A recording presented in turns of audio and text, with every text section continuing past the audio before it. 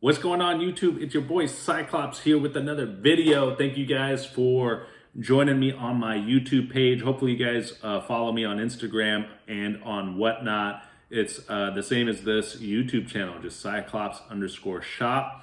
And today we're going to get into a couple of characters that I have some strong opinions on. But we're going to be talking about the son and daughter of Wolverine.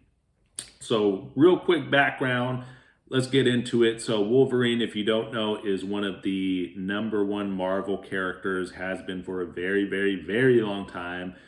Since his introduction way back in the 70s, he was introduced as I want to almost say, not really a villain, but kind of like an opponent to the Hulk.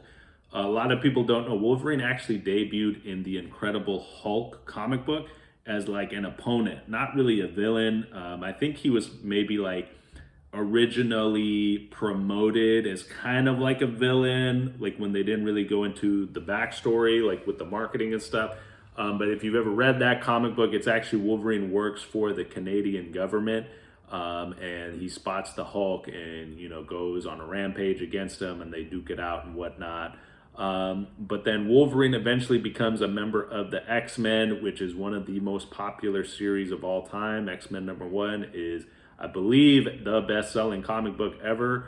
And obviously Wolverine is a cornerstone of that series and just a cornerstone of Marvel in general. He starred in multiple of his own comic book series, solo titles. He's been a member of the Avengers, X-Force, pretty much like any major comic book he's probably had some sort of cameo appearance in. He's cameoed in the Spider-Man series and a slew of others, right? I can go on and on about him. Hugh Jackman plays the character in I don't know how many movies at this point, coming up on his next role in Deadpool 3. Hugh Jackman's reprising Wolverine. So just super popular character. But I wanted to talk not so much about Wolverine, but more so about Wolverine has two kids that are pretty prominent characters in the comic books, and one makes an appearance in the films as well. So I want to let's first talk about Laura, who is also known as X-23, who later becomes Wolverine. And I wanted to start just by showcasing two of my favorite comic books in the collection. This is the Edge of Venomverse variant trade, as well as the Virgin cover. For those of you that don't know, a trade like this one over here actually has like the print up at the top. It has the title of the comic book. It says Marvel. It says the price and everything. And then sometimes they'll come out with the Virgin variant, which doesn't have any lettering or words. They call it Virgin because it's just the art, like it's untouched Virgin, get it? So I picked both of these up, and both of these are actually signed by the artist in gold pen. Put that up to the screen right there. So there's the artist signature and artist signature on that one too. Let you guys check that one out. There's the artist signature. And I plan on getting both of these slabbed by CBCS one day. For those of you who don't know, there's actually a couple of different companies that'll actually put a grade on your comic. You submit them, you mail them in, or meet them at a convention, and they'll grade the comic book. They'll give it like a 9 out of 10 or 8 out of 10 or whatever the grade is. And they'll actually verify, one of the companies will verify the signature. So I plan on sending these over to CBCS to get the signature verified and get it graded. And they'll encapsulate the comic book in this hard plastic. And it just looks really cool. I think it looks really cool in the plastic, they call it in the capsule, right? Some people call it a slab. That's kind of the street term for it among the collectors. But I think those look really cool. I'm actually discovering there's people who don't like slabs.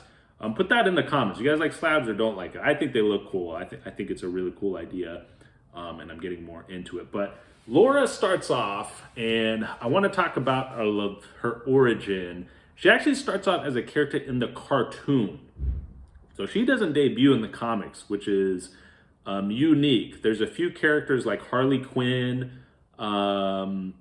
Who's the other one? There's a few others that debut in the cartoon that then make the jump into the comic book. Batman Beyond is the other one, right? There was a Batman Beyond cartoon first, then they put him into the comic book. So Laura, or X-23 as she's also known as, starts off as a cartoon character in the X-Men Evolution series, which is an awesome series. I know everybody talks about the early 90s X-Men the animated series, which is a great show, but X-Men Evolution is actually pretty dope. I haven't seen all of it.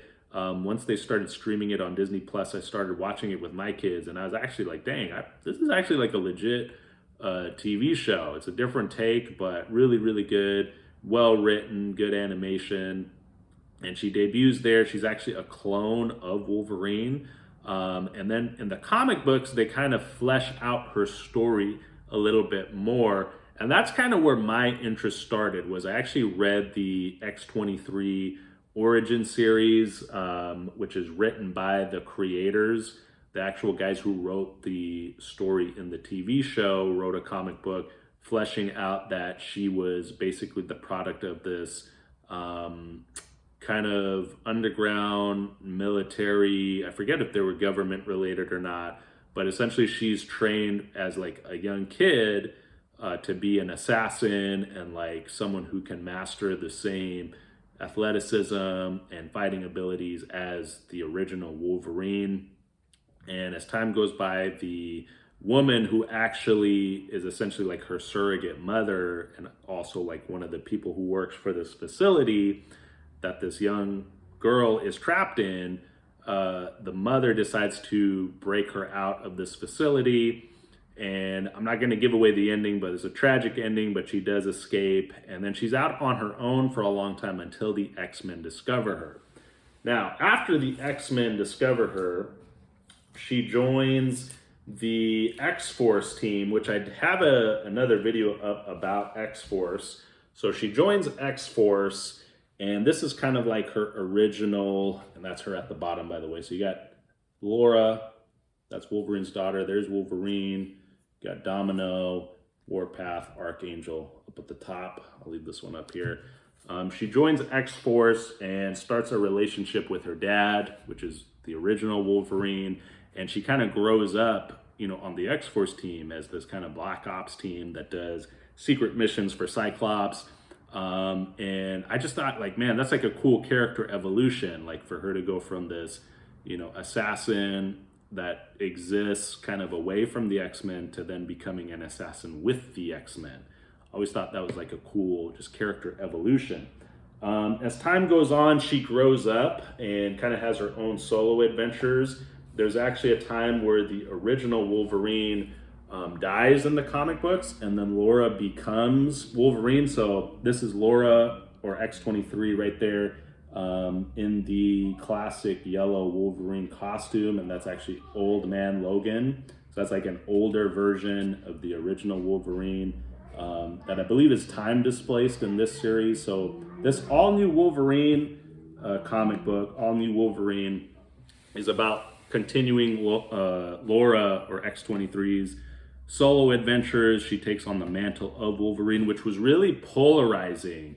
I know a lot of people have a problem with other characters taking on the mantle of a classic character. And I just want to say, sometimes it works and sometimes it doesn't.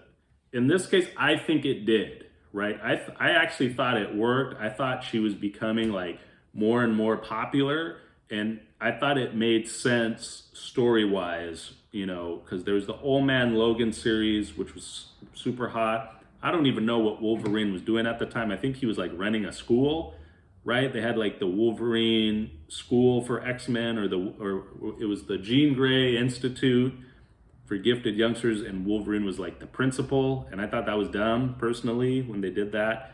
And I think he like dies soon after that story. So I think with everything that was going on in the Marvel comic books at the time, I thought it was the right step for Laura to become Wolverine. So you can fight me on that. It's all good. Some characters it doesn't work. I'm not going to go into that, but you know, there's some characters where I don't think it works. But I think with this one, it actually really did work. It made sense for all the characters, and it made sense within the X-Men, the bigger storytelling of the X-Men comic books. So as time goes on, there's another series here that actually is part of this series here. So Edge of Venomverse.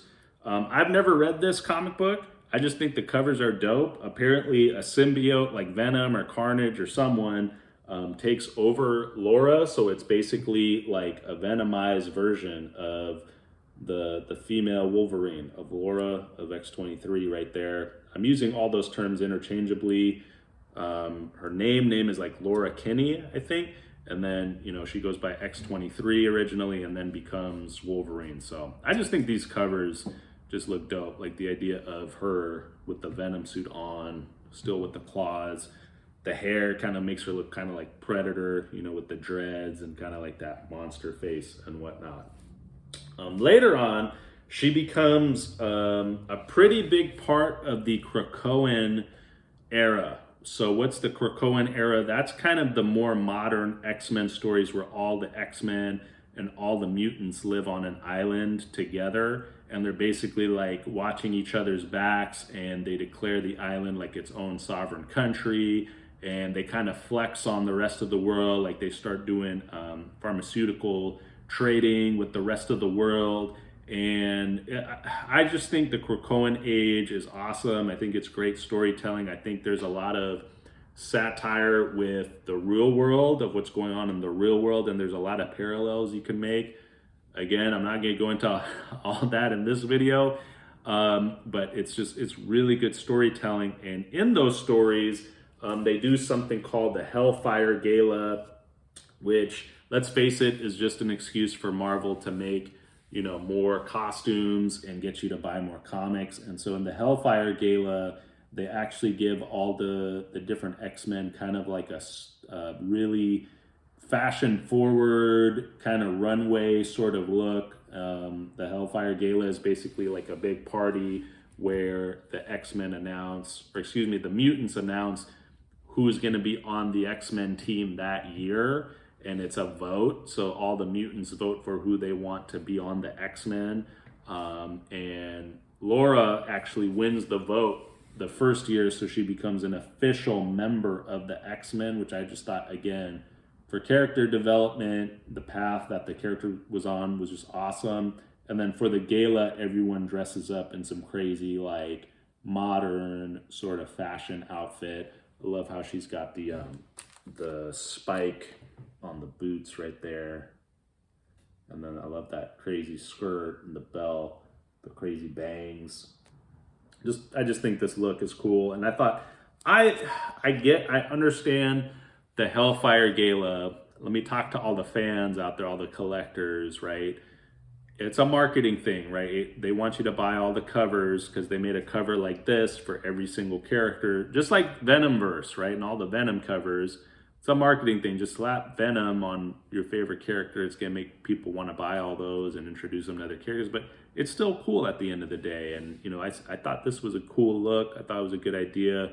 I actually think all the Hellfire Gala, like, covers, the runway covers, I think that they did 2 years so far. So I hope they do a third year of them. I just think it's a cool idea and makes for, you know, cool art, right?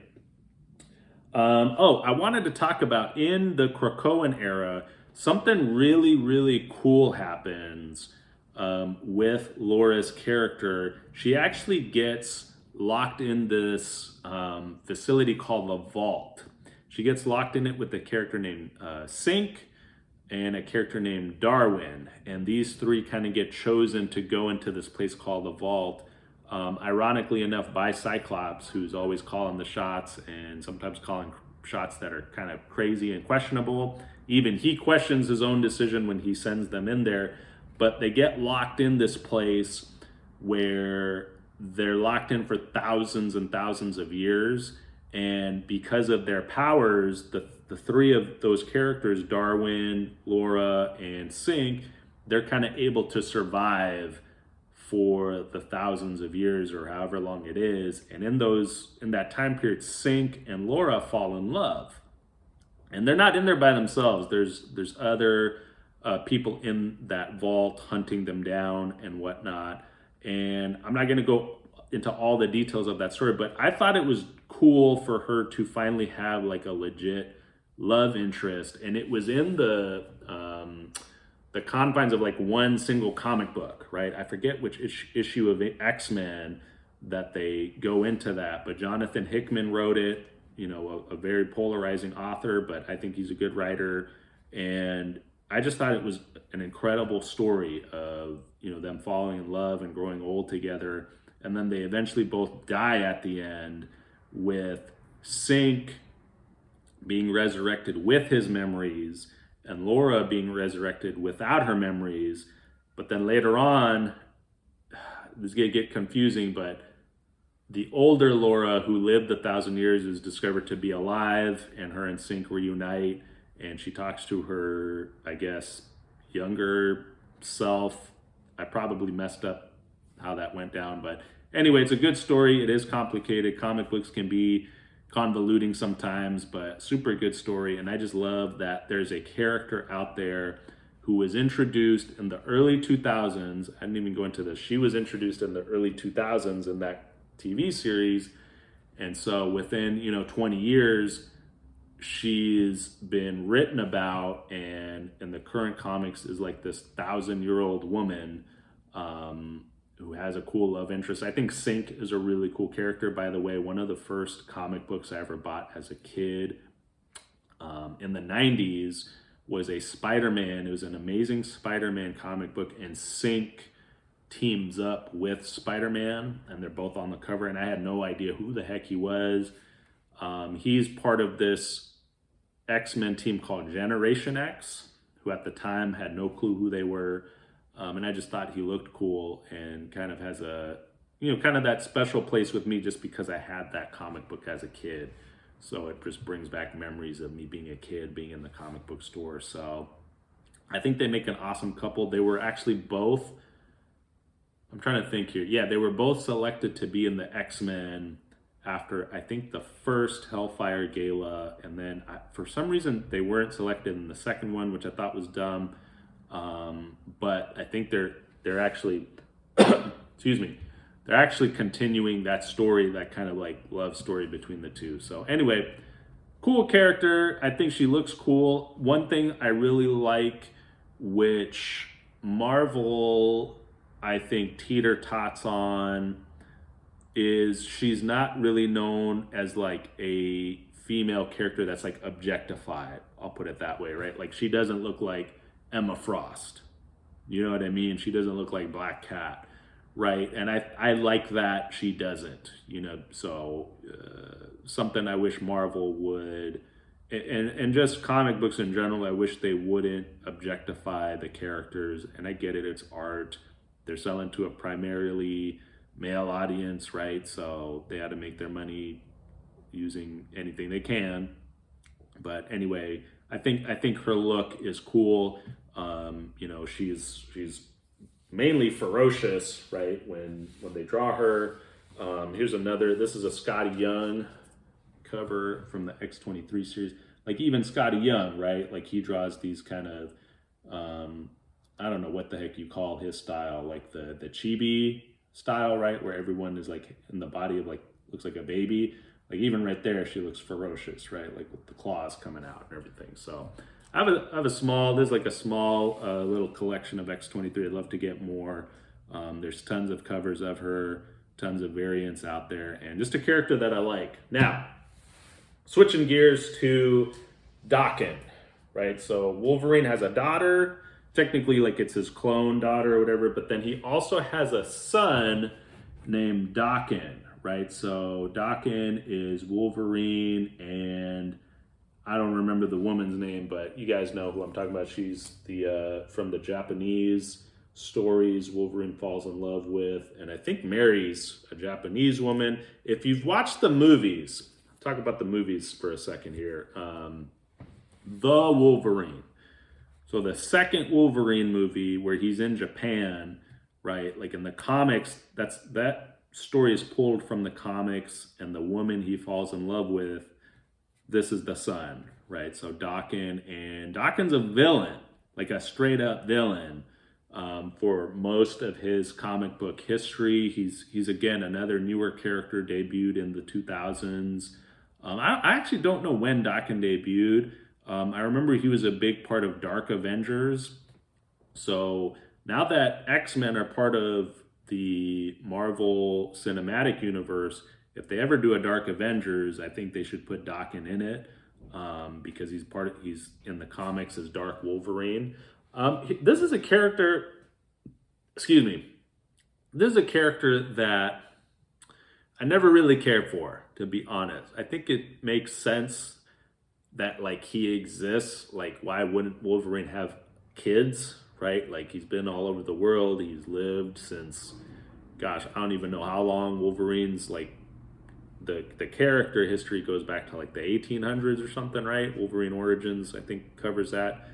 So it makes sense that he has kids out there and that they're mutants too, and they have similar powers to him. I didn't talk about X-23 has the 2 claws in her hands. Wolverine has three claws, so that's Wolverine right there, Daken, X-23. And then she's got a claw in each foot. Whereas Daken, he has 3 claws in his hands, but one comes out of the front side of his wrist, and the other 2 come out the back of his, like where his knuckles are. But he does have the 3 claws, right? So what was I saying? Yeah, never really like had much interest in him as a character. I know I could be wrong about this. Don't quote me. I think he's considered like one of the LGBT characters in Marvel, which, you know, I don't have an opinion on either way. I just never like heard of him like in a story that like I found interesting, I guess. I really wished he would have been in the movies, right? So let's talk about Logan, which is the last Wolverine movie, the rated R one, right? Which X-23, Laura, the daughter, she's one of the main characters of the movie. Daphne Keane, she crushed it in that movie. James Mangold directed it. That movie was just awesome. That was an awesome movie. I thought they did a great job with the story.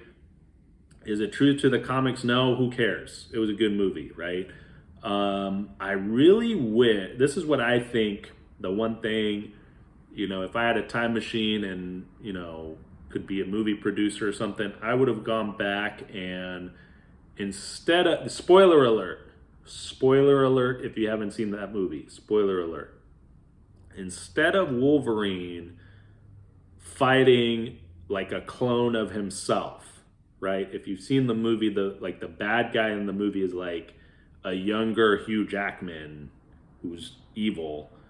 Instead of that, I wish they would have made it like Daken's the villain, right? And he's trying to get revenge for, you know, Wolverine didn't stick around with his mom or something, right? It probably would have made the movie too long and way too many subplots going on. But that he's a character I kind of wish they would have added to the film series. I thought after the second Wolverine movie, it was like an easy way to throw him in, or maybe have him in flashbacks or something. But I thought having like a second Hugh Jackman in that movie was weird. Even though I love the movie, great movie, I could watch that movie any night, but that was like one thing. It definitely threw me off, and I think it was supposed to, right? Like, it wasn't advertised that was the villain. So when he comes out in the movie, it was definitely like a twist, something I wasn't expecting at all. But yeah, like I know a lot of people wished it was Sabretooth. Me personally, like, I kind of wish they would have done something where it was Daken and maybe like not even say it's his son. Like, so at the end he kills him or something, and who cares? He doesn't know it's his son, or they don't acknowledge that. Or at least maybe give him like the claw coming out from like the inside of his palm. I don't know. Some kind of nod to him would have been cool. So, I don't know. Tell me what you guys think. Is Daken cool? I haven't read many Daken comics. I don't know too much about like the comic history of the character, but I do love X-23. I'm not going to go too much into my opinion. I'm very opinionated on Wolverine. I'll make another video about Wolverine, but with that, let me know what you guys think. Thanks again for watching the video. Follow me on Whatnot. Follow me on Instagram, just Cyclops_shop, and I'll see you guys next time.